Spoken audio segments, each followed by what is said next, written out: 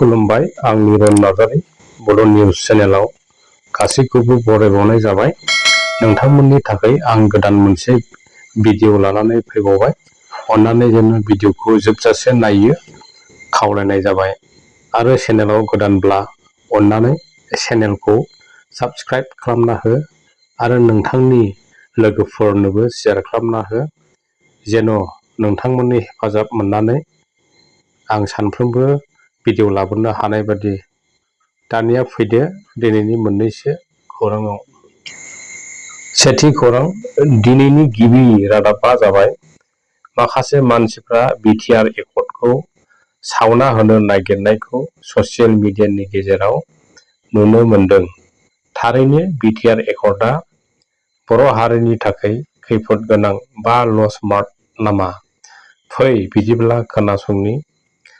थांनाय माखासे सानफोरनि सिगां सनितपुर आरो बिश्वनाथ जिल्लानिफ्राय 41 खान गामिफोरखौ बिटिआरआव सोसननायखौ लानानै सनितपुर आरो बिश्वनाथ जिल्लानि गोबां रायजोफ्रा गावसिनि खुगाजोंनो बिटिआर एकर्डनि गेजेरजों गोबां खामानि मावनो हादों होननानै बिटिआरनि सिएम प्रमद बर'खौ बाख्नायदों आरो जिउ लावथों होनना सनितपुरनि रायजोफ्रा बुंथिनायखौ नुनो मोनदों आरो इएम रनजित बसुमतारीखौ हाग्रानि राजा होनना बुंथिनायजों लोगोसे सम लानानै सानजा फारसे नुजाफैथारनांगौ होनना प्रमद बर' आरो बिआर फेरेंगा बिथांमोनखौ खावलायहरो। लोगोसेनो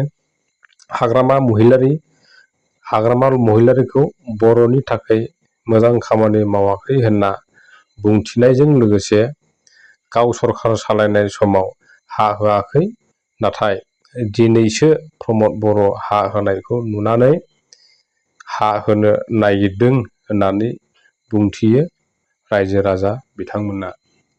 नैथि खौरां, अमर सिंह ब्रह्म बिथाङा गावजों लोगोसे साब्रैसो लोगोफोर मोनफाब्लानो बिटिआर एकर्डखौ सावगोन होनना बुंथियो।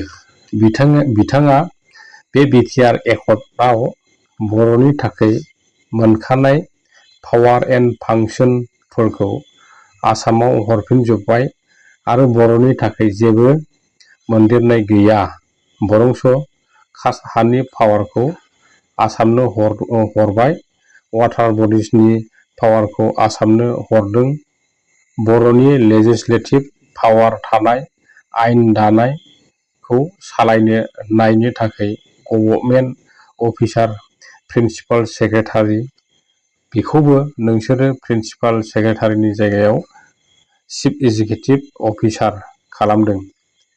बेबादियैनो बिटिसिखौ अट'नमास काउन्सिलनिफ्राय नोंसोरो असमियानि षड़यन्त्रआव आरएसएसनि षड़यन्त्रआव जा एग्रिमेन्ट खालामबाय, दा जोंनि बर'आ जोबस्रांबाय, थाबैनो बर'आ जोबस्रांनो थांगासिनो दं होनना बुंथियो अमर सिंह ब्रह्मआ आरो बुंथिबावोदि बिटिआर सरकारा सानसे समाव बर'खौ थगायना कौटि कौटि रां खामायना नोंसोरो न' लु, दिल्ली, बेंगालर, मुम्बाइ, कलकाता बायदिफ्राव न' लु, दिनै जेबो गोजोननाय गैया होनना बुंथियो बिथाङा।